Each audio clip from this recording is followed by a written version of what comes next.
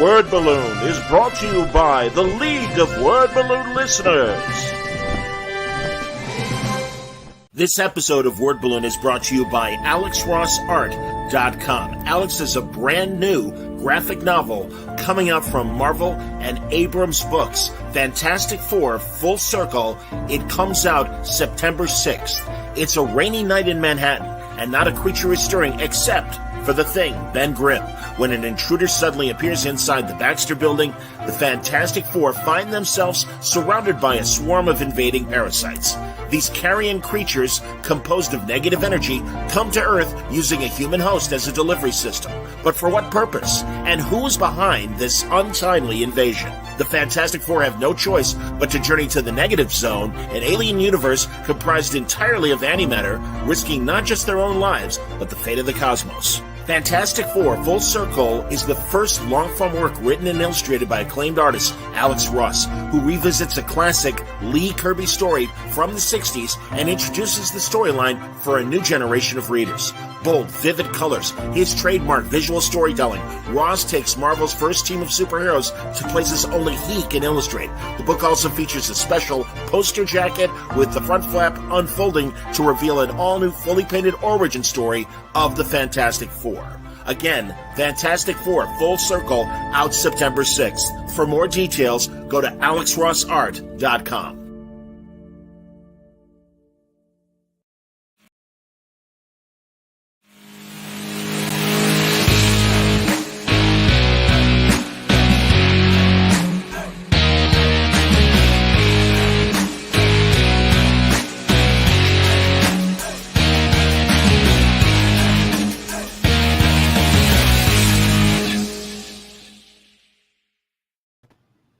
Hi, everybody. Welcome back. Time again for Word Balloon, the comic book conversation show. John Suntress here. Look who's here, everybody.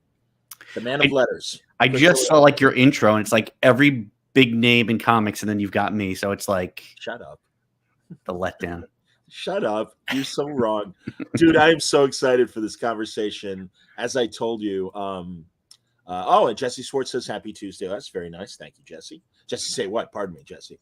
But really, man, as I told you, I saw this great newsletter from Brad saying, hey, we got some cool IM books coming up, and here they are, everybody. I am Batman, I am Superman. And, dude, first of all, right off the bat, great designs for both of them. That is fantastic. Yeah, it's fun cool. It's fun to make them kids. I know it's been done like a bunch of times before me, so I'm treading old ground, but it was fun to try and do something different with it. So, well, and also, I as I look at the interiors, and I'm going to scan a couple of the first pages because I don't want to spoil because there's so many great pages in this thing. But I love, I'm trying to bring it up. I love the fact that a lot of these are homages of classic moments in comics. Oh yeah. So here's the cover, but right away, boom.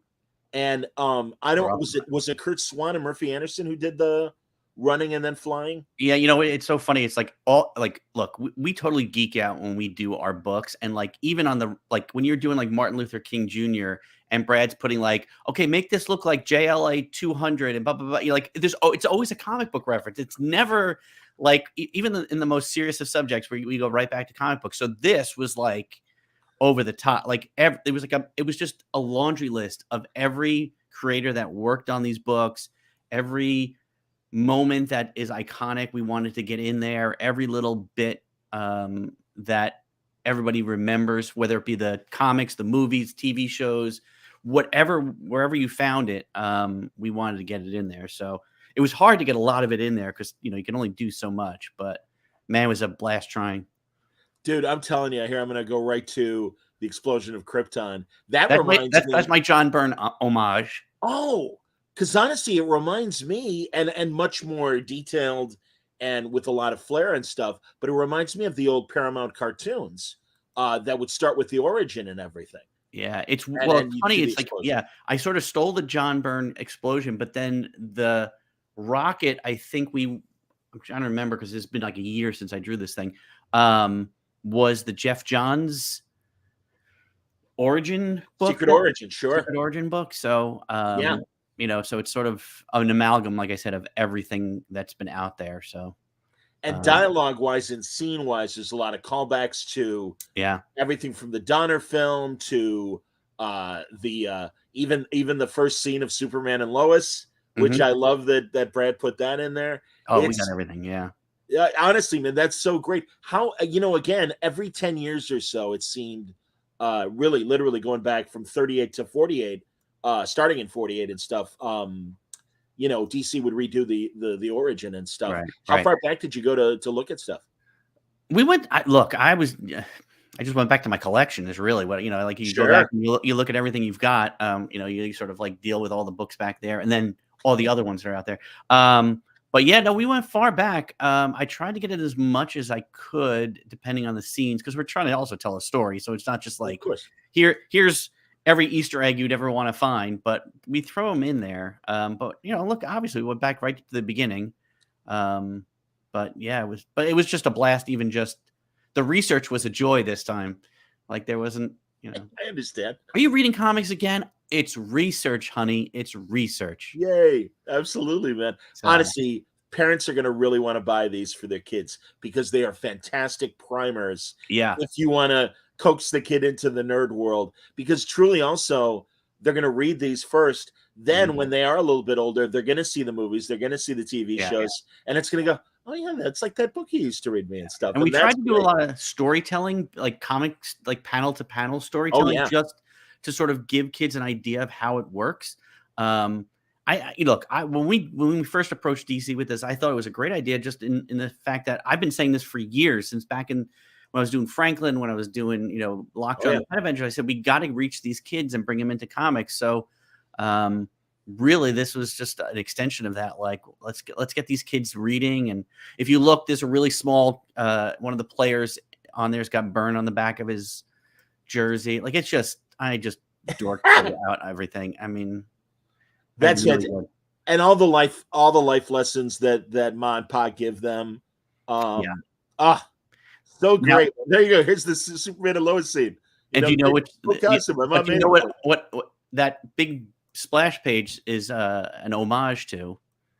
Isn't this from the next one? The next one, previous, like that one right there with him like hovering in the sky. Yeah. Do you know who that is? No, tell me. Who did we just lose? Who did we just lose? Shoot. Who just passed away?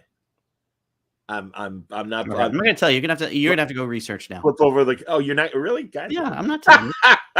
You don't know what it is, then you got to do a little. See, that's the fun of Easter eggs. Is you have to hunt for it. Well, I got to tell you, man. Luther. Oh, first of all, here's a bunch of the Rogues. Fantastic, and I was counting on seeing Brad as Lex. And I was that at all ever a consideration? There was a thought there, but there's only so much you can do. I don't want to cast him as the villain, but I will say, like, the fun was just like, hey, let's throw at the end. It was like, let's throw every character we can into the end.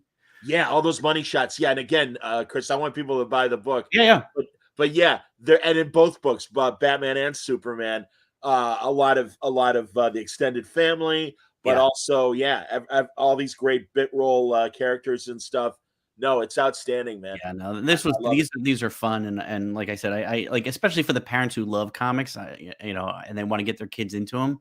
I know it's been hard. Like when my kids were really young, I tried to introduce them to comics, and there was nothing age appropriate for them that wasn't less than 20 years old. So I basically tried to create comics that they would want to read. And so, hopefully this brings some more people, and you say, this is why I love Superman, or this is why I love Batman. And this one obviously was a little harder to do because you're working for kids, you're writing for kids, drawing for kids. And the main part of his origin is his parents getting killed in front of him. And so you can't show it. You can't show a gun. So we tried to kind of dodge the raindrops and kind of show that something bad happened, but not really explicitly show it. So, but there you go. Look, a little tiny Batman on the gargoyle looking down. So come on, tell me that you wouldn't have fun drawing that thing. If I could, absolutely, man. And truly, again, just like in the Superman book, there are nods to. I mean, this is a great moment from Batman Begins, Mm-hmm. and it's so funny they shot that here in Chicago. And Yeah. even though Gotham, obviously from the nickname, is New York, I always puff up a little bit where it's like, yeah, Batman Begins, Chicago's playing Gotham, and Well, I was did gonna for the say, first don't three they movies. if you look at a map of the United States, isn't it closer to Boston the way that DC kind of indicates where it is? So I hear you. Yeah, I, yeah. I say it's anywhere fairly east side, maybe central to east of the United States. Well, and as you know, I mean, with Superman and Metropolis, I mean, again, you had two kids from Cleveland. Yeah. So, I mean, and then it's interesting too, because depending on who's drawing it, sometimes it's Kansas City, sometimes it is Chicago. Right. That was my only little complaint about Zack Snyder's Batman Superman geographically, that it's like, oh yeah, it's right across the river. And it's like, I don't think so. Yeah. Not I that know close. I know it's very kind of iffy, like, wishy-washy. You can't really knock anything down. But yeah, I mean, so we did a lot of homages in this one too. I'm trying to remember. Like, I can't, like, again, it's so funny. It's the difference between comics and traditional publishing is this thing was done like a year ago. These were drawn a year ago. Yes. So, Yes. I'm like, oh yeah, I forgot I drew that. Yeah. Like I literally today, I just finished, speaking of which, I just finished inking Wonder Woman. So, That was going to be my next question. Was yeah. I assume Wonder Woman is next? That's the third, or at least coming up. Yeah. So it'll be that one comes out next June. Cool. So, or July, somewhere in that neck of the woods. I don't know the exact date, but it's that one's a lot of fun too. It's totally different from Batman and Superman. That's the fun part is Brad and I would sit and discuss the different heroes. What makes them tick? What makes them who they are? As opposed, and Wonder Woman's great because it's like she's the only one of the three of them who actually chose to do this. Really, like Superman gets sent to Earth, and he's superhuman. He does his. Batman loses his parents and wants to avenge. She just says, "I want to help. I'm going to leave my safety and go out and help the world." So it's sort of a different thing. And drawing 6 foot tall Amazons for 10 pages was pretty fun. So. That's cool. Carrie makes a comment, and I hear you, Carrie. Yeah. I'm so tired of the parents dying. As a parent, it's like every cartoon we watch. So I appreciate grazing over that detail. Yeah, but as Chris said, I mean, it really was the impetus for Batman to get going. And again, I don't want to show the images because I want people to be surprised. But you and Brad go through Bruce's training and all the individuals that are Bruce's teachers. And there are fantastic cameos in there if you know your DC history, where you're like, oh yeah, yeah. Cool. There's definitely like those for the people who know and have read these stories for a long time. Like you go, oh, I know who that is. For the other people, it's sort of like, hey, this is just another thing. We wanted to definitely get that in there because I think for kids, they want to know that he just didn't turn into Batman overnight. Like it took a lot of work and a lot of training, and the lesson is nothing comes easy. So, sure, absolutely. So. But oh man, all right, I do have to show one from Batman. One of my favorite things. I want to see what you want to show. What one got you? This is just like you not telling me about the about who the cameo is supposed to be. But look at that, everybody! Man, oh man, there's your goddamn Batcave. Fantastic. Now, if you look right above the Bat Cycle, if you zoom in real close, what is it? Hold on. I got to look at that little black. Yeah, I know. I'm gonna have to. Bat pot. Of course, there you go. The little cans next to the bat pot, everybody. We got the Batman TV show Shark Repellent on there. It did. Oh, and also fantastic cutaway of the utility belt is another great image. Dude, this is what I'm saying. And truly, as you know, we're close enough in age. When those Treasury editions in the 70s were coming out, the stories were great, but it was all the interstitial stuff of, all right, let's look at the Batcave. What's inside Batman's utility belt? Right. All that stuff, because it was like, oh my God, that's amazing. That kind of detail, you know. That's the stuff we talked about, right? I mean, that was just sort of like, this is like, I got to know how this, like, how is the FF's building laid out, and where's, the Fortress of Solitude, where is everything, and all that kind of fun stuff. So I don't know how much you can promote as far as what books have already been announced post Batman Superman. As you said, Wonder Woman. Ziodex wants to know who's next after Wonder Woman. Are there any in between Batman, Superman, and Wonder Woman? Well, so this is like sort of the side project to the Ordinary People Change the World series. So Sure. the way it's running is we're gonna try and run things in between other books, like at least come out one a year, maybe. But we don't have anything lined up right now. We're waiting and see. We're actually looking at other properties and other companies to do something with. We're hoping to see if these books do well enough that they'll sort of give us a little bit more room to play. So in between, these come out on the 27th, and then we're doing in January we're doing John Lewis, the civil rights pioneer. Outstanding. Fantastic. And then in March, I believe, April, something like that. March, April, May, maybe, I don't know. We have Temple Grandin, the great autistic scientist, doctor. Yes. Who's an amazing, and these are all amazing. These are real life heroes. So this has been good. Yeah. But it is, there's just something about, Batman punching the Joker that's just itches, scratches that itch that I've had since I was a little kid. Wait till people see, boy, forgive me for paraphrasing Jack Nicholson. Wait till people see your Joker.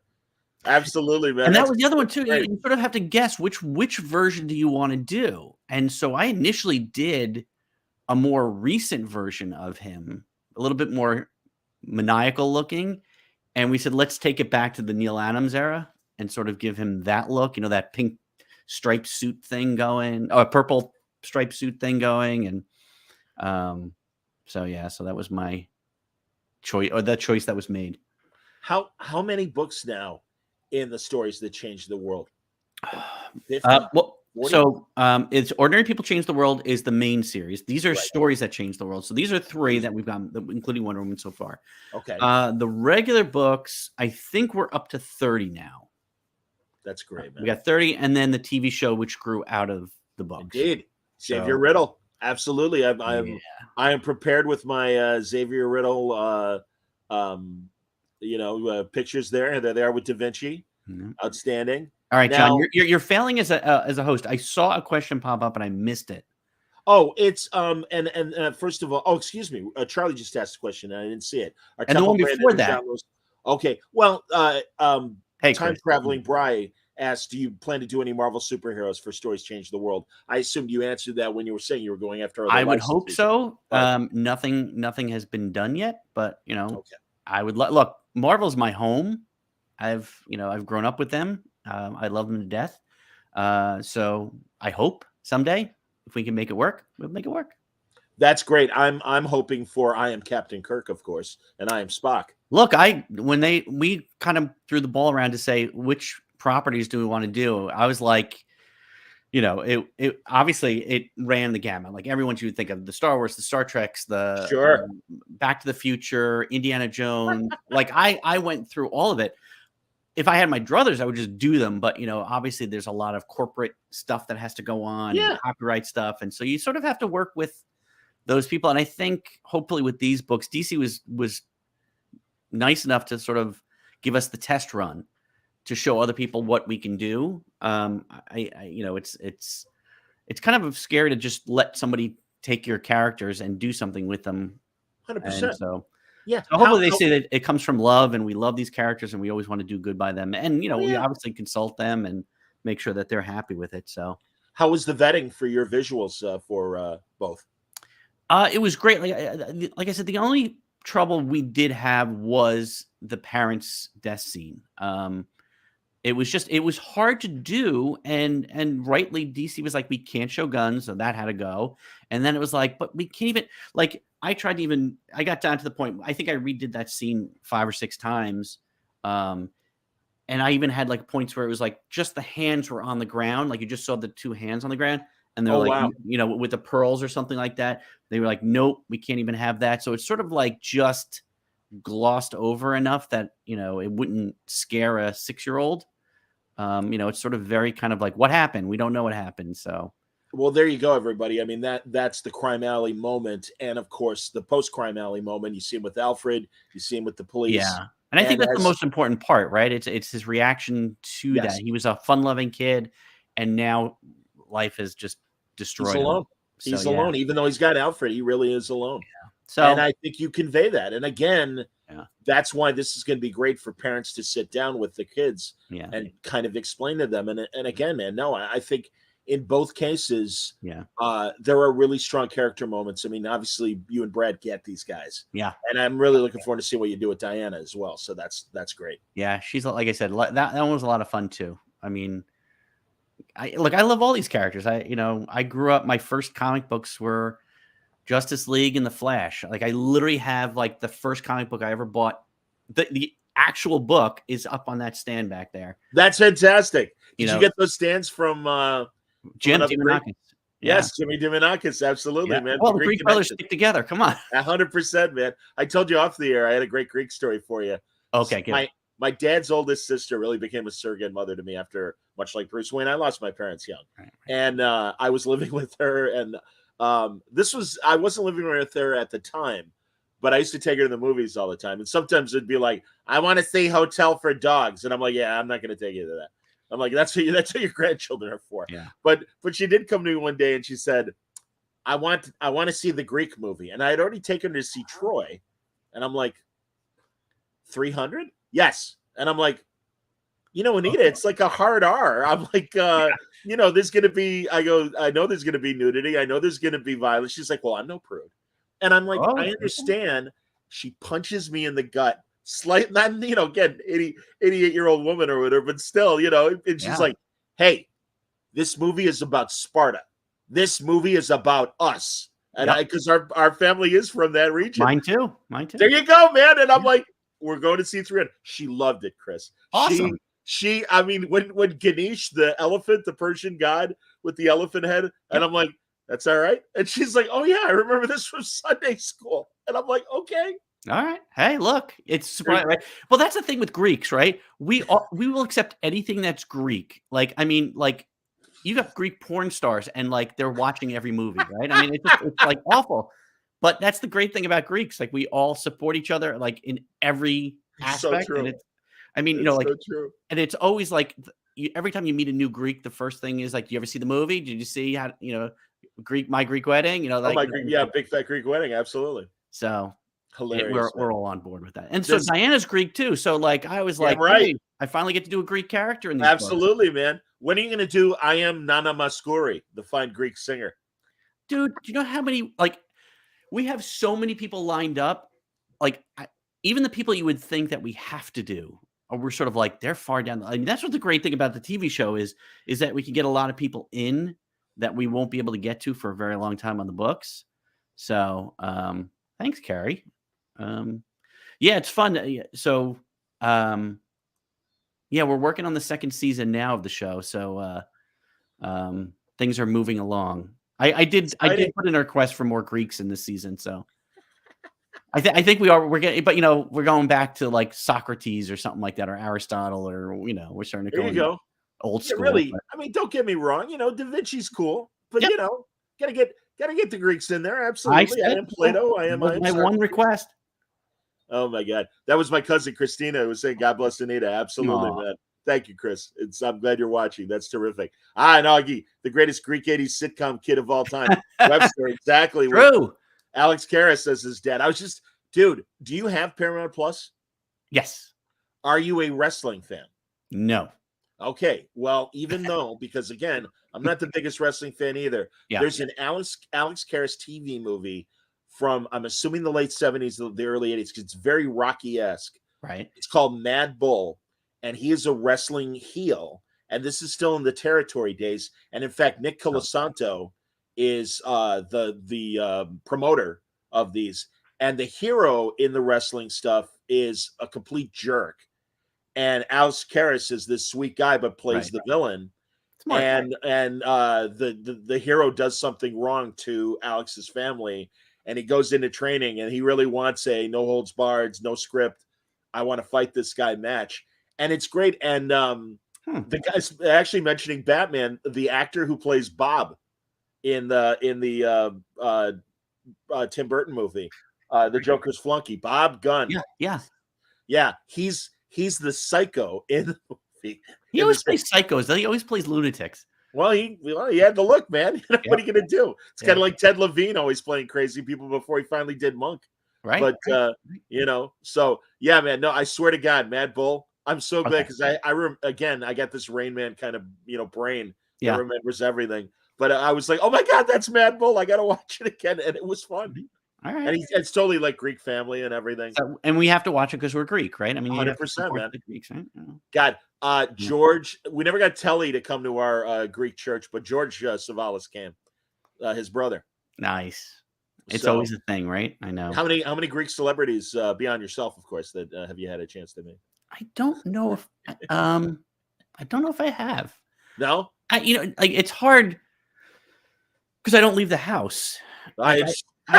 Even before the pandemic, I wasn't leaving the house. People were like, "Oh my God, can you believe this? We're trapped inside." And I was like, "We are." I had no I was interviewed for the Times when we first went into lockdown. Ezra Klein was talking about comic books and how what they were doing, because remember, everything shut down and the shops were closed. We couldn't print because the publishers the printers were down. Yes. And so he was asking me how it was going, and I just said, that's the thing with most comic book creators.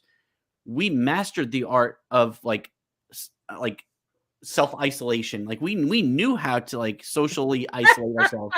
So for us, this was not a big deal. It was just sort of like, we just want to get paid. But yeah, I mean, that's the thing. I just sit at home all the time. I barely go out. So, honestly, I haven't been to New York Comic Con in years. And the few times that I would see you, and you would actually poke your head out of the gopher hole and be with either Augie or be with Eric Larson. And it's like, oh my God, Chris, I'm so glad to see you. I know and the only reason I go to the New York Comic Con is because Eric comes out and stays with me.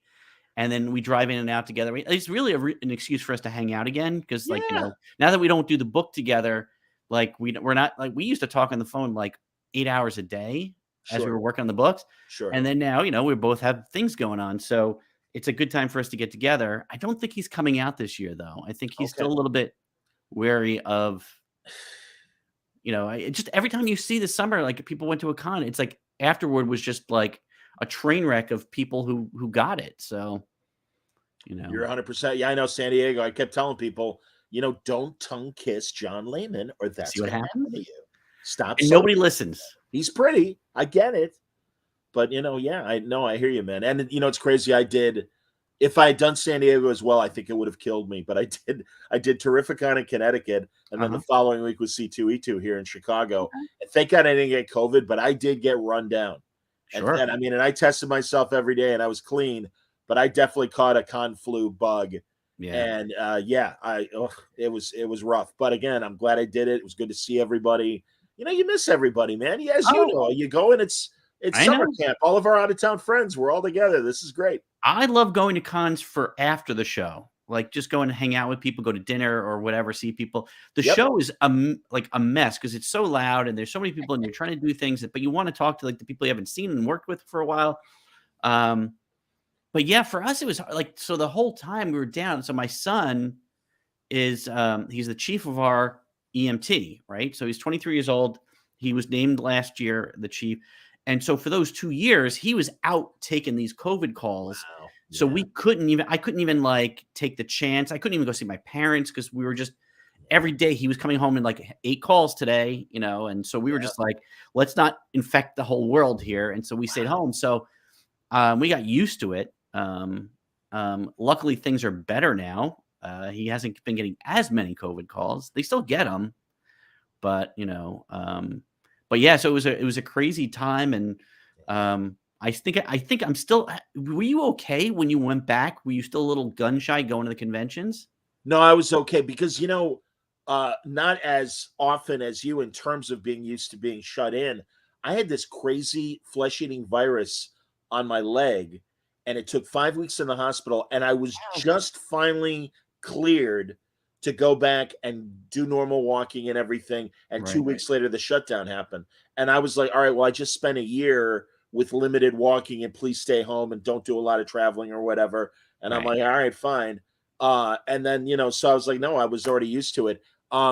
What I do find, I really did look forward to the 3 conventions because I also did Fan Expo here in Chicago, just one day.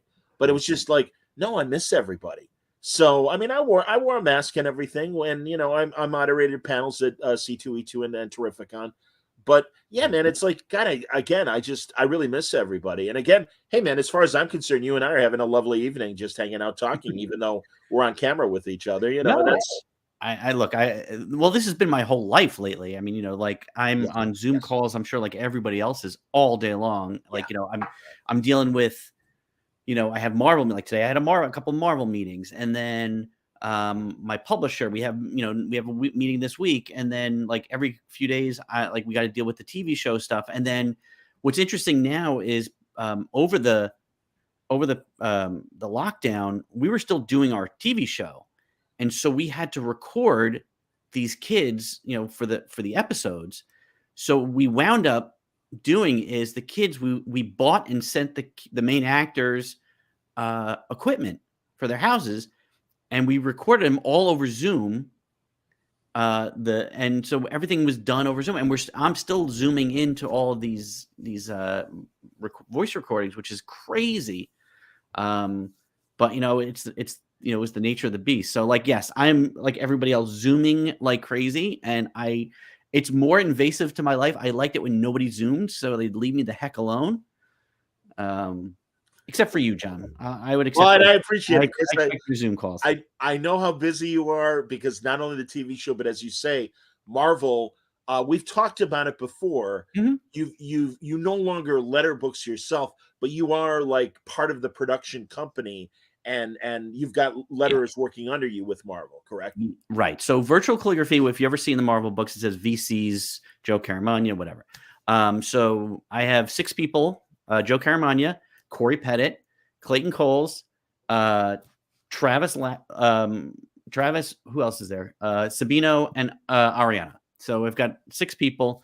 They do all the work. They are phenomenal. The stuff that they go through to get books out is amazing, because these days comic book production is crazy. People are running late. They're under really bad conditions. But so I basically run the company and sort of hide in the background and, talk to Marvel editors and say, hurry up and get us the scripts. Well, because beyond just lettering and stuff, a lot of production work in terms of sometimes you've got to fix panels and composite things to make them work better, and that. So we're basically a sort of an offshoot of the production department. So we'll also do recaps, next issue pages. We do other incidental stuff. We composite the books. We actually ship the books to the printers. So we're like the last stop on the way. Oh yeah. So we're kind of a full-fledged production team, and which is great. I mean, it's a great system. And I think Marvel's happy with it too. So knock wood, we keep going. Yeah. How many years now have you been in that capacity, Chris? I think we started back in 2002. Wow. So 20 years now. Yeah. Wow. Yeah. Well, it was interesting. It was back in the Gemis days. He had asked if I would. He asked if I'd become art director at Marvel, and I said no. Wow. And then he asked again, and I said no. And he asked like 3 more times. I said no. And then he asked if I would come in and like train and teach the guys that were working on staff to letter, because they wanted to take it all in house. And I warned him. I said, I don't think it's going to work, because no matter how many people you have in house, if you're getting paid, whatever, I'm making up a number, $25,000 a year to letter 10 pages a week, and they're still going to pay you that and expect you to do 20 pages, they're going to be kind of ticked. Whereas if you say, for each page you get letter, you get a certain amount of money, people are going to want to do more to make more money. So he didn't listen for the first, I don't know if it wasn't even like 6 months. And then finally he called me into his office and just said, okay, it's all yours. You're taking it over. I'm firing everybody. You're taking over. So I hired that whole team just because I didn't want to see them lose their jobs. And eventually they left. All those guys left me, except for Corey. Corey's the long-lasting guy who stuck with me. And we've been going. So, it's just been growing. So we're good. That's awesome, man. And also I was going to ask, because you kind of answered this now, when Marvel went to 18 issues a year for a certain title, or even double shipping at times and things like that, yeah, what kind of pressure was that on Oh top yeah, of the regular line? I would yeah. imagine. Yeah. Oh, it gets, it's so funny is people don't understand like the pressure that goes into this because we've look back in the day, we're better now, but back in the day, like I remember sitting there in my office working at 1 o'clock on a Friday night, like into Saturday, Tom Brevoort in the office, them ordering in pizza as we're trying to get a book to the printer. They've stopped doing that. I think smartly they've done that, but we're still doing these things where we're racing to get these books out. A colorist just disappears off the face of the earth, and we're trying to get a book done, and they're not around, and an editor's like realizes, and then we have standards and practices where you got to make sure that everything is in good shape, and so it takes a lot, and these editors they work their butts off to make sure that these things get done on time and things aren't screwed up, and they're double checking everything, and they're stressed. And the artists, it's not like we're making like donuts here. We're sort of making something that is highly complex. And I don't think a lot of these people get enough credit for the amount of pressure they tolerate and the quality of the books that come out. So it's a good team. I mean, I think everybody there is working really hard. So I hear you, man. I see we have a new comment. I want to get that up. Did they call me short again? Need a designer production artist, let me know. Oh, there you go. Carrie's looking for a job. Thanks, Gary. That's so funny. I get that like all the time. I get requests to come work for me, and I wish I could. Like right now, my team doesn't even have enough work from Marvel that they take work outside. So, I wish I could hire all the people that want work. I respect that. And but I've helped people in other capacities to recommend them to other companies and other, publishers, but there's only so much one man can do. No, I understand. It's funny. I didn't realize. I warned you that there's going to be a commercial for Alex Ross in Full Circle. Yeah, man. And you told me you've got a connection to this book. Yeah, so it's funny. I guess it's through Abrams, and Alex did a book, and I think it was a mini story in there, and Ariana lettered it with. So basically, Marvel licensed all of the fonts that I've created. So I try not to use them outside of Marvel. They're almost like exclusive. And so Alex really liked the lettering and asked if that could be done on this book. So Abrams had to come to me and ask if they could use the font. Now, normally I would license out a font. I would charge you money for it. But Alex being Alex, I just said, you know what? I like Alex, and I've met him once or twice. Not that he would ever remember, but he's a good guy.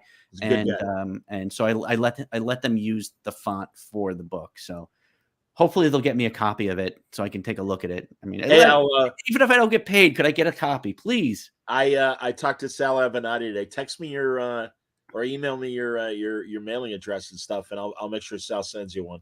Yes, Sal. Sal's a good man. Oh no, Sal's a good man. And as is Alex. I mean, again, they sponsor Word Balloon. I genuinely appreciate it. The book dropped today. Yes, I know. I'm excited to see it. I saw some bits of it early on in the production wave, and so I was like, man, this guy's just good. He's just good. Like, I don't know why you don't like. I don't know why you wouldn't want to buy this book. Like, I mean, the FF is like the world's greatest comic magazine, and you've got like one of the best artists ever doing a full story. So, dude, I so hear you. I was telling you off the air last month. I had a panel with CB at Terrificon, and I'm like, "What are you excited for?" And he's like, "Fantastic Four Full Circle." Yeah. He's like, "Alex really outdid himself." And again, I have the PDF. I can't wait to show images when I talk to Alex in a couple weeks. Cool. Here, actually, in 1 week, it'll be next week that we're having our talk. Excellent. About that. So yeah, well, back to you, my man. And I have a couple questions. First of all, here's a great creator-owned thing that you did back in the day that I adore, and that's Cowboy. Yeah. And do you have time beyond all the books with Brad to do more stuff like that? So, God, I don't want to give anything away, but on here right now, this is my Cintiq. This is what I draw on. Sure. There is a cowboy image on here right now. Yay! My good buddy Nate and I have been talking and trying to figure things out. So in between, I'm going to be doing some more work. Good to hear, man. No announcements yet, but maybe It's coming. this is like one of those save the dates things you get like for weddings.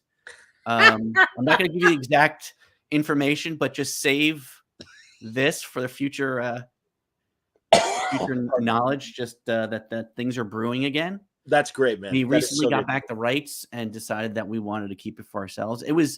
So we had done the book years and years ago with Boom. Yeah. Before that was Archaea, and then it Archaea. became Boom. Yeah, And yeah. it actually got optioned by DreamWorks. Wow. And so it sat with them for 6 years. They went through like 3 regime changes.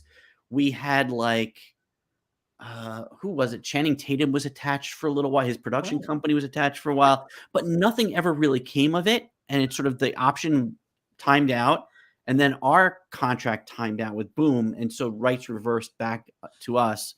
So we're able to do things now on our own and sort of figure out its direction without anybody else telling us what we can or can't do. So Charlie has a cowboy question, and I yeah. remember this book. Yeah. Can you talk about the free comic book day issue of Cowboy that was in the center page that you could read both ways? Yeah, so that was the thing. It was the book when it came out was supposed to be a flip book, like you read it one way this way, and then you flip the book over and you read it backwards, upside down. So we tried to figure out a way, since we were going to be the centerpiece, how to make it work for both ways. So basically, you find out, like you see him one way, and you find out as it goes around and it turns upside down that he's been upside down the whole time. So like being held up by a rope or something like that. So it was just that was all Nate's call. That was a brilliant solution to like a really unmanageable problem of being the center of a two-sided book that goes both ways. So what was it, Cowboy, or was it a different book that was literally a mini graphic novel? Didn't you do one of those for Free Comic Book Day? We did something. We did a Halloween giveaway, which was we did a little story where he meets Billy the Kid. And I think that was the one. And it was sort of a mini little comic book that you could buy and then give out to kids in their when you don't want to give them candy because you're a horrible person and you don't want to give them anything good, you give them our book. So no, but that's no. I love people who give comic books and the like at Halloween. I think that's terrific. All right, another thing candy with it. Yeah, well, that's true. You should probably do both. Why not? What about Franklin? Are you going to get a chance to get back to Franklin? Look, I recently did a variant cover for what was it? Franklin Richards and it was X-Men and FF. They had a crossover like Franklin, and he had dyed black hair, and I was like, "What's going on in these books?" I walk away for 5 minutes, and look what you do. I know he's like a late teen, or he's like very angsty too. I know it's just like at DC with the Super Sons, John Kent and Damian, and now John Kent's like 20, and it's like I get it. I don't mind, and I even like the Franklin story that they did with the X-Men that Zdarsky did. Yeah. But that said, it's like, oh no, but we like this Franklin, man. But here's the thing, right? We all know comic books. They all I remember that issue where Captain America died, and my neighbor, I was outside, whatever, going to get the mail, and he comes over and he goes, "Why'd you kill my Captain America?" I'm like, number one, didn't work on the book. Number two, it's comics. They all come back to life. Like, it's not, why would a comic company give up their, so everything can be reversed. Everything can be changed. I can still do a Franklin with yellow hair if they wanted me to. I have no problem. So, but whatever. It is what it is. I love these, man. Seriously. And then this is perfect too. Again, completely oblivious, and poor Herbie's got to fight the mechanical shark. So look, I know these were that one started as my son's trying to call me, but when they were little, they would always get into my stuff. Like they would always like find the dangerous tools in the garage. Or one point I was working at my desk and I had the computer, I had, those old towers on the floor, and my son came zhushing along the carpet, right? He was just going like this, built up enough static electricity that he stepped on the tower and touched my keyboard and created a circuit, and he blew out my computer. That is like amazing. Fried it. So I just basically was like, man, like these kids, like, can you imagine what would happen if like the real Franklin got like a hold of his father's stuff? Oh, And so the absolutely. whole series is basically him just Messing. abusing his father's brilliant tools, and Yeah. and we'd always kind of sort of that one's based on the World War Hulk, and Right. so we did a tear on that one, Not so secret Secret invasion. Invasion. So, Yeah, and I love the March Madness one. I didn't post it where all the all the basketballs are like, basketballs come to life and try to eat them. I know it was a lot of fun. Again, that was when I was first saying like we need to do comics for little kids and get them interested and let them graduate up. I was like, I'm the drug dealer for comic books. Like, first one's free, and once they're addicted, you can't, so bring them back. But 100%, man. and we did really well. The books were always doing well. It just like after a while, it was like,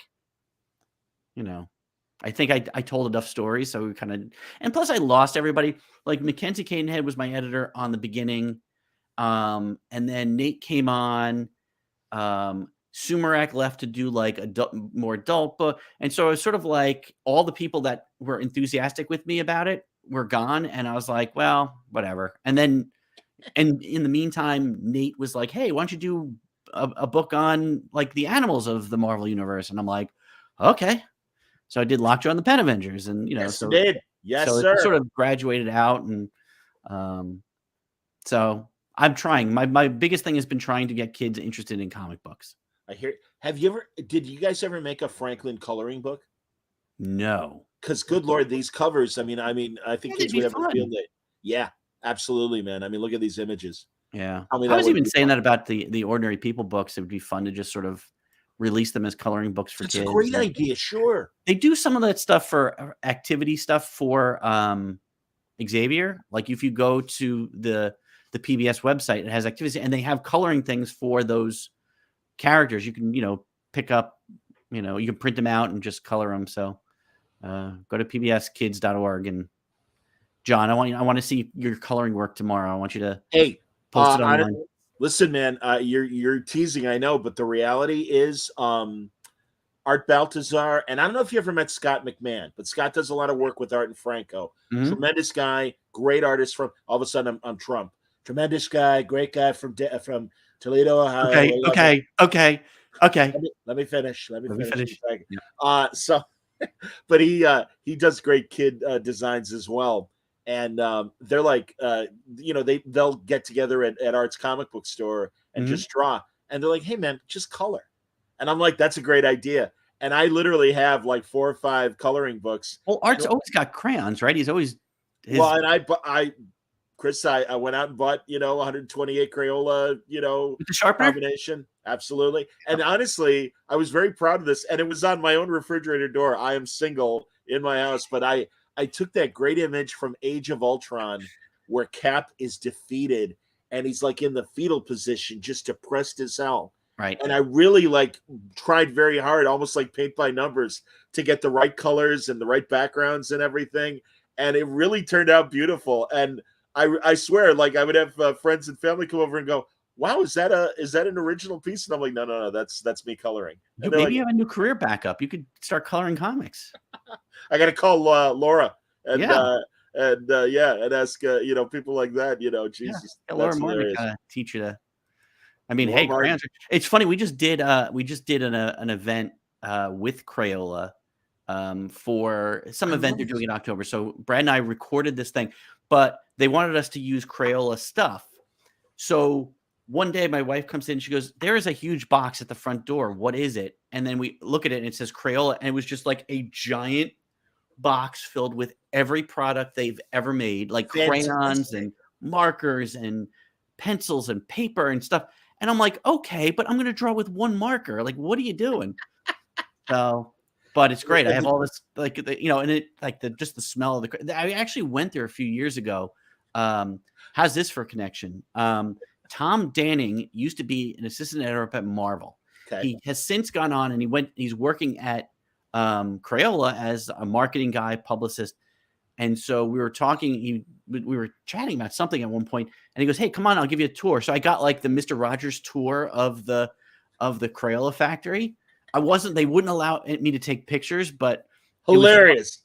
But I actually got a crayon like right off the factory, like right as it came out. Wow. And I grabbed it and it's like, oh my God, this is my childhood. I'm smiling. 100%. My pocket. and I still have it floating around here somewhere. I think it's in one of my cups sitting here. So that is great. I have never grown up. I still work comic books, Come on. TV shows, Star Wars, Crayola. Like, who needs to grow up? When Absolutely. you can just, Carrie wants to know: are you still doing art school for kids? Art school for kids. Well, I know so I go on tour for the books, and so I will be for this one. And what I do is I go to schools and I'll do a presentation. So I'll have like 400 kids in a gymnasium and basically teach them how to draw step by step and talk about the different heroic figures of our books. I've had to not go in public in person for a couple of years for some reason. I don't know what was going on, but I couldn't go. They wouldn't send me out. So I was doing it all like through Zoom. I would sit here in my studio and do presentations to like kids all over the country. But the end of September, I'm going to be going around. I'm going to be in the Pennsylvania area this time around. So look for me out there. That's cool. Yeah, good to know. And I'm glad we got back to you talking about how to draw and stuff. Because I was going to mention regarding the books, and I'm going to show a couple pages right here. That just like Judd Winnick, I love the fact that you within your kid-friendly art style, again, these dynamics of comic book storytelling and comic book action. And I always say that to Judd about his Hilo books as well. And it's terrific that you guys are doing that again. Because it really, I think, warms kids up to the storytelling and the mechanics or the craft of comics, the design, and then it is easy for them to, all right, here's your first Spider-Man or whatever. And there's not a lot of panels, but there is still sort of panel to panel reading, and they learn that process early because it's hard. I mean, even our publisher she'd be like, I don't understand what comes next, and you'd have to walk her through it. Because they don't know. By the way, the bottom left panel of Batman at his computer, I totally ripped off for Chris Samney. I told him, I showed it to him, and he agreed. He appreciated it. But yes, that was something he did. One of those, he does those Battober events where he draws little Batman. So there was one that was brilliant. I loved. He was sitting at his computer with just the light reflecting on him, and it was just a wonderful piece. So I'm like, I'm gonna homage that one. I'm not stealing it. I'm homaging.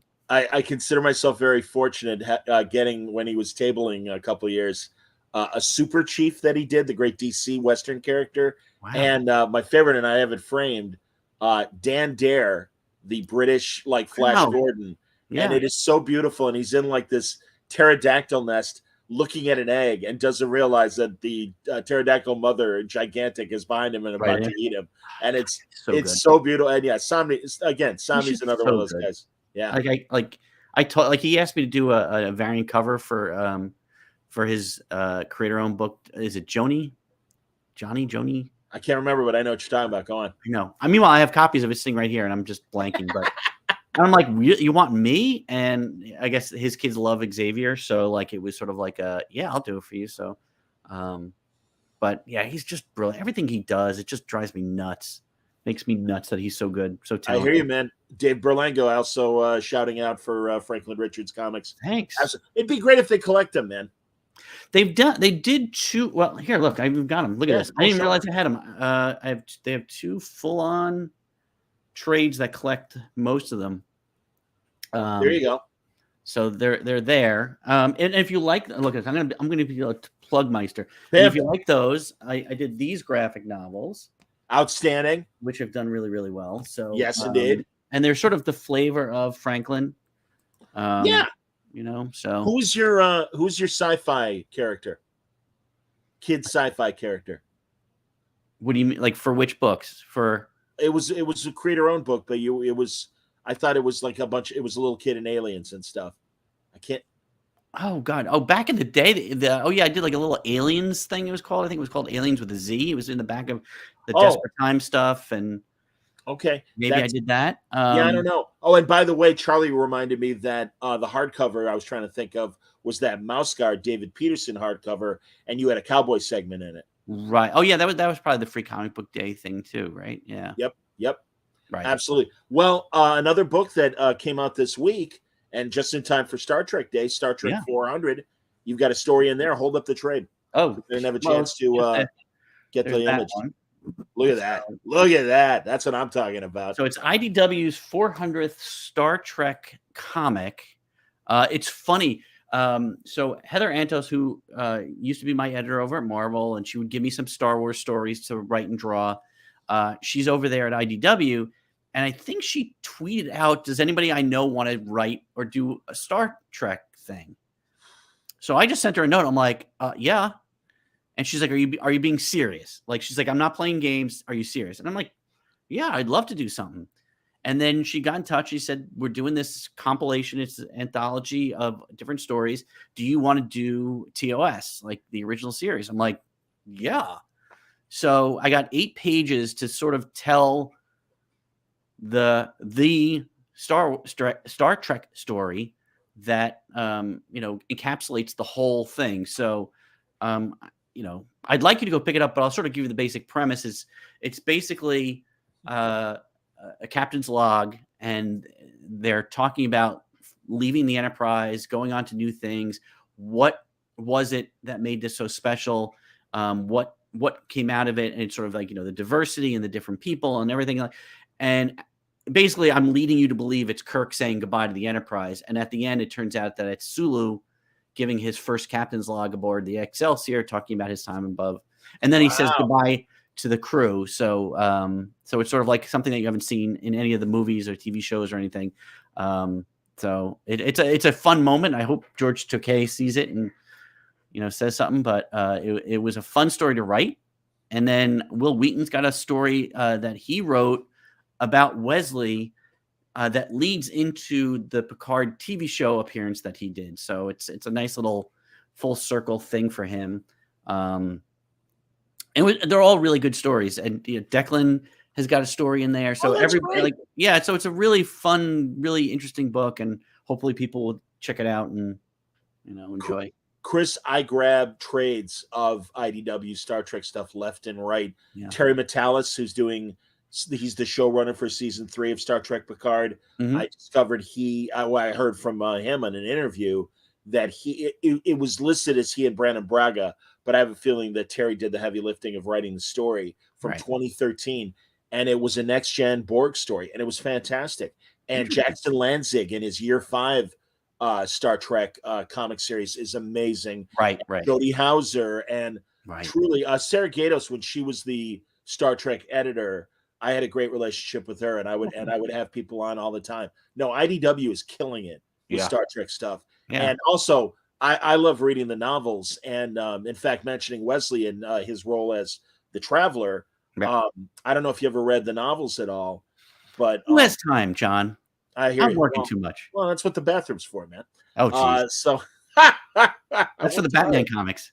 TMI. Yeah, thanks, John. But they really, after Star Trek Nemesis and after Voyager wrapped up, kind of, and DS9, they did their own continuity that now with the TV shows doesn't connect.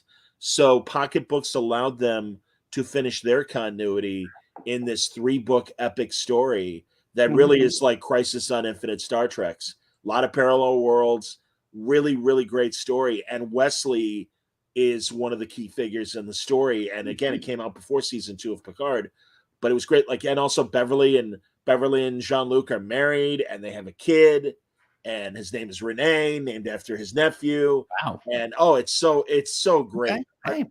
Are you enjoying the TV shows?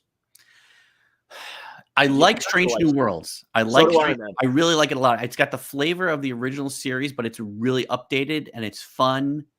Picard, the second season, I was having a tough time with. I just felt like it was just so convoluted and just.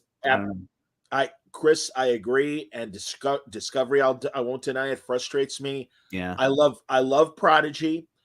I like Lower Decks, and I do think it improves with every season.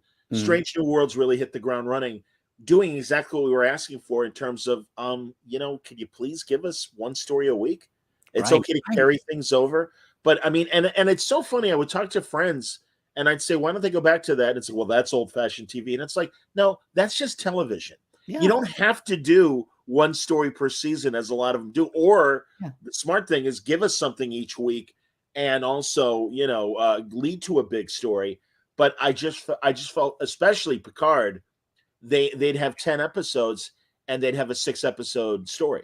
They were And it's writing like for the trade, as we like to say in comics. 100%, They but were man, like, absolutely. I missed the comics that were one and out, but you would sort of get a little thing in the beginning, a little thing at the end. It was like, here's something happening, but you don't have to have that to get the full story.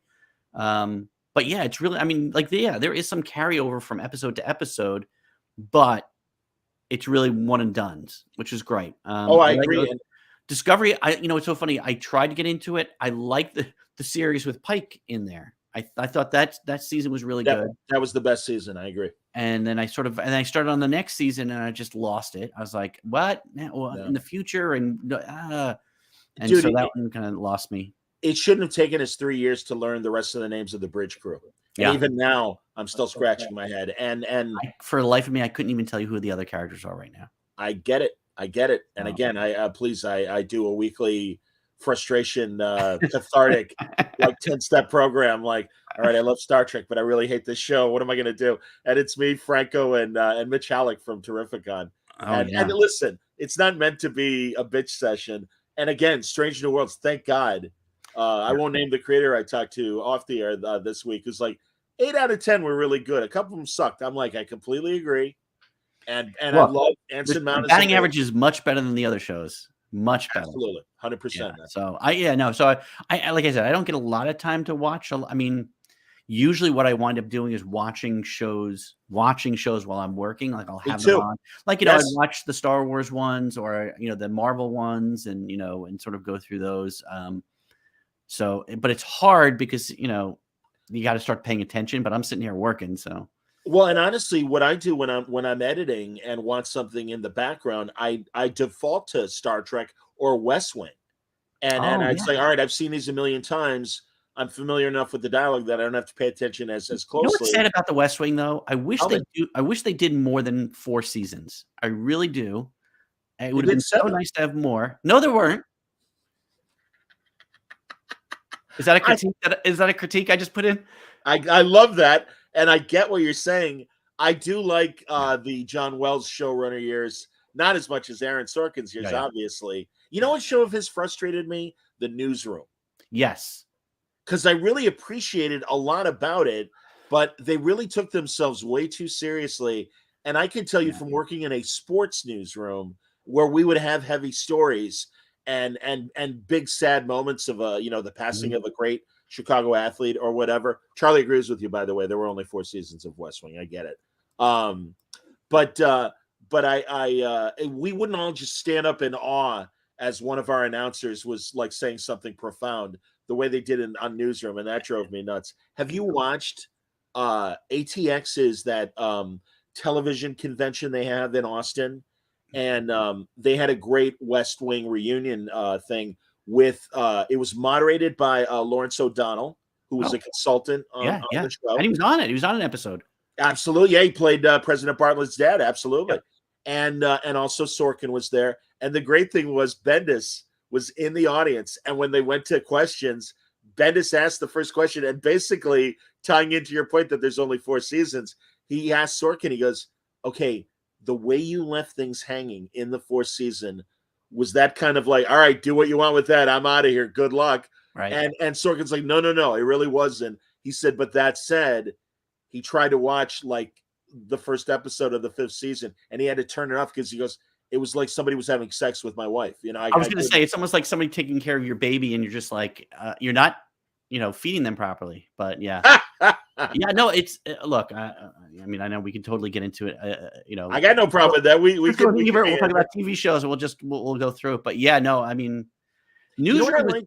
I liked where they had a good idea of what it could be, and I think it just came into just, here's a news item we can pretend like that happened a year ago that we can bring up, and it's like it wasn't like a West Wing thing where you could sort of work through. It's just like, here's the latest crazy news that you're seeing happening in real time.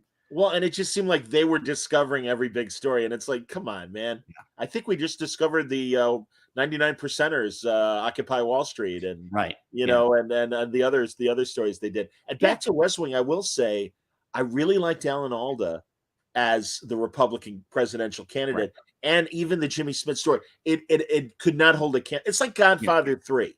I don't hate Godfather 3. It just can't compare to the first two Well, Godfathers. that's it. I mean, that's the whole point. It's just like when you've got like the top of the top, it's, you know, and they try as much as they will, it just never be there. So no, they walk I slower get and talk slower. And that's Charlie says in season 5 for my audio audience, they walk slower and talk slower. That's very funny. Yeah. No, look, if you love it, you love it. I just, for me, it kind of just fell off pretty darn quick. So I hear you, man. No, and again, losing Rob Lowe, but I love Josh Molina. That said, I mean, it was like Cheers, where oh man, it's too bad Nicholas Colasanto died, and it's like but we got Woody Harrelson, and it's like oh that's cool. The same thing with Diane and Shelley Long and what's her face? Cheers. Christy Alley. Christy Alley, exactly. Yeah. Savick, shame on me, for God's sake. Well, it's interesting too. Is just from what I remember too about West Wing was the beginning. Rob Lowe, the character was supposed to be like Josh Molina. It was sort of like a geeky kind of guy who'd never get a date, and like Rob Lowe not getting a date. Like, are you serious? That's the guy hilarious. Could walk into any room and just get 50 women to come running up to him. Like, come on. Still, it's like him and Stamos. They're vampires, man. They're I know. Immortal. What is that? Yeah, that's good genes. Good genes. Why don't I get those good Greek genes like Stamos? I know, man. There you go. What exactly. At least Stamos seems like a really good guy, and I just love that. You know, hey, I'm going to play keyboard for the Beach Boys. Of course you are. Fantastic, Stamos. Go nuts. And he's a Disney fan, man. so right. He's a big Disneyland fan, so that makes sense. That makes a lot of sense. No, I like Stamos a lot. Yeah, it's all good. So you're killing me, man. All right, there you go. There was our Greek report. I know. Chris Gage is very mad that he couldn't join us for this Greek report. Right. So, and Jim DiManakis, and who else? Who else are we missing in the group? Pete Tomasi. Tomasi. Okay. You know, my favorite hidden Greek is oh god damn it. And I cover great artist. I'm looking at his Superman that he's Doug Mahnke. Oh. Doug Mahnke's mom and her family were all Greek, and his dad was Swedish. And it was great. And he's like, oh yeah, my papu and everything. I'm like, there you go, man. That's his grandfather. I'm like, oh, that's great, Doug. Yeah. So yeah, like Doug's in the club. It's okay. So what happens when we get Greeks together? We all just have to compare notes. It's just so bad. Do you remember the one? There was a New York early on that it was the weekend of Greek Easter, and I'm like, I'm gonna burn in hell for this. My family is so mad at me. Oh, for what, the con? Yeah, they're like, you're gonna miss Easter. I'm like, well, I got to go to this New York comic book convention and network, and so I'm like, but it's Greek Easter, and I'm like, yeah, I know it's Greek Easter. I'll be here for American Easter. Doesn't count. Doesn't count. I know. That was the other thing. We always have to split those. When they're not on the same day, it's like you get two of them. Dude, and sometimes it's like one after the other, or it's like, all right, a month later, we're all getting back together for Greek. All right. Well, it's so funny. It's like, for us, because, like half the family is not Greek. So like, me too. Greek Easter, we would go to my parents' house, and it was lamb, and it was mint chili, and it was potatoes, and then either it was our house or something like that for American Easter, and it was like turkey and mac and cheese and whatever, and like ziti or something like that. Sure, it was like, totally like not related at all. So because or exactly or lamb.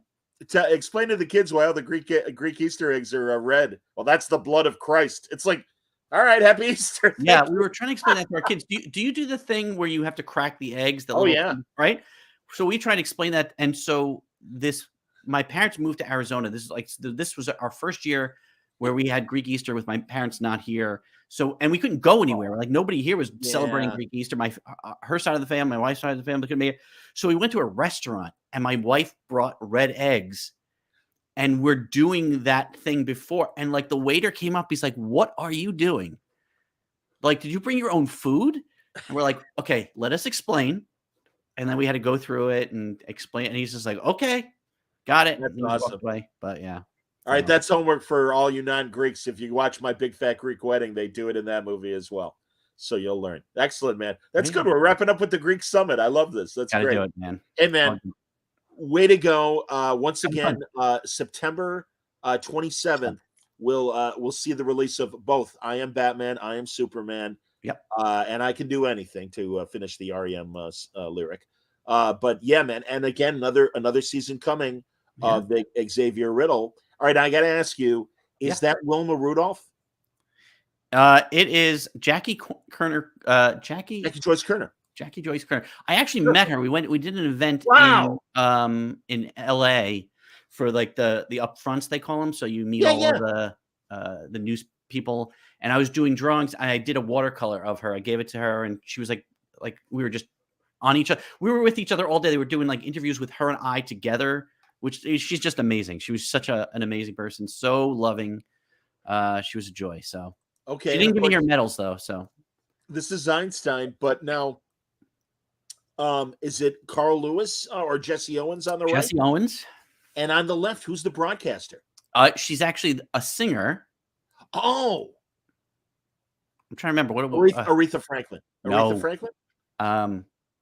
Oh my God, why am I blanking? See, now you're gonna make me look it up because I couldn't remember. I got all excited seeing the microphone. I'm like, all right, it's a broadcaster. Oh God, who's the singer? Oh my God, Diana Ross. No, Ella Fitzgerald. Oh, Ella. Oh God. Oh my God. I always say Dean Martin and Ella Fitzgerald were such great singers. They made it seem effortless. Yeah. And especially Ella. It's just like, oh yeah, here's a song. Boom. And just like breathing. She was such a genius. So that is terrific. Once again, Jesse Owens and Ella Fitzgerald right there. We've done so. I mean, like, oh my God, we've done everybody.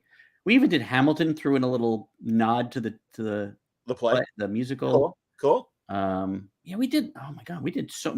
So the first season was 72 different episodes and a movie that had 4 characters in it. Wow. So and then so yeah, it was great. It was a lot. I mean, the first season lasted like 3 years, but it was a lot. But again, another team, great people. They're all Canadian, so they're all up in Canada. So, and it's funny, they have this law in Canada. If they produce shows up there, you can only hire Canadians. So I became the boot police. In the recording sessions, if the kid would be like, isn't it a boot time where we go and nope, cut, it has to be about. And the kid would be like, about? What? That doesn't sound right. And like, so I was the Chicago police. We had a Chicago news anchor from Canada, Linda McLennan, who became a good friend. And she's like, oh my God, the news writers for the teleprompter would be like, oh, there's a water main break, but the spout will be out momentarily. And I'm like, and adorable. She's great. So yeah, man. No, I hear you. That's. I just talked to a good Canadian friend, a comic book buddy, the great Tom Fowler. He just did. We re-examined one of the great police movies of the 70s, Taking a Pelham 1, 2, 3. Wow, you love that retro stuff. You're like you're old. I'm an old man. As Bendis always reminds me, it's like well, yeah, man. It's those movies are timeless, and I always say Pelham 1, 2, 3 is like R-rated Barney Miller because it's got the same vibe of these like world-weary cops are like, all right, let's take care of whatever the problem is right now. And just okay, and Matt though, and there's not a cut every 2 seconds. Like I feel like it's so funny. I would play movies, those older movies for my kids, and they'd be bored to tears. Yeah, like Alien. Like I was like, they were like in high school, and they had their friends over, and I'm like, this is like the scariest movie I ever saw when I was a kid. It was like intense. They were so bored. They were on their phones. They were like, when is this over? I'm like, oh my God, it's so slow. So that's why when I meet a kid that loves not only those movies, but even black and white movies, I'm like, all right, you're a good kid. You get it. And it's rare, but it is beautiful. Chris, congratulations, man. Very excited about everything that's coming up. Always and again, likewise, buddy. Again, the IM books are out September 27th. We will talk to Brad the week that they are out. Excellent. So we're not done discussing it. I also wanted to mention before we leave, See You at San Diego was a great book that Matt Klickstein put together of interviews all about the history of Comic-Con. And it has amazing pictures like this great picture that is not Frank Zappa next to Jack Kirby, but over 400 pictures of San Diego moments. And I swear to God, everybody, it is dictionary thick. I gotta find that. I swear, man, you can get it now at Amazon. This is a free plug for Matthew. It is such a great book because it reminds us that, yeah, all of us geeks go to San Diego and stuff, but the hipsters from day one were going to San Diego. Timothy Leary was going to San Diego, and Andy Warhol, and Frank Capra, the great film director, shows up at San Diego. Bradbury. I mean, all these incredible tastemakers were going to San Diego from day one. And it was started by a bunch of kids that are like, hey, we like comics, we like sci-fi, let's do this. And look at what it's become. So it's an incredible history of the entirety of San Diego. The interview is costing me money now. I'm sorry, buddy. Once again, everybody, let's see you at San Diego, and it's out now from Amazon. So I hope people will check it out. Oh, a quick line from Charlie. I'm a huge fan of these books. Have them all on my bookshelf next to Dark Knight and Bone. Thank you. Good company, but yeah, really next to Dark Knight, it's a little. Well, maybe this Batman will work. There's some references in there. Oh yeah. I actually have. What is it, Carrie Kelly, on that final spread? Yes, where we see the Bat Family, the extended Bat Family and stuff. Again, I didn't want to spoil it all. Everyone, and I got Judd's guy in there. I got Red Hood. Yes, indeed, absolutely. So. No, seriously, everybody, when you go to the bookstore and check these out, if you still go to physical bookstores, but even if not, I hope I showed you enough images to whet your appetite and say, hey, these look great. It is such a great way to get your kids into comics because, again, it's this great storytelling that Brad and Chris have really, brought to a science now the way they do it. And of course, they love these characters. So both story-wise and visually, it's like you're going to love it. It's excellent, and you're going to love it. So I appreciate it, John. All right, buddy. My pleasure. And everybody, thanks for watching.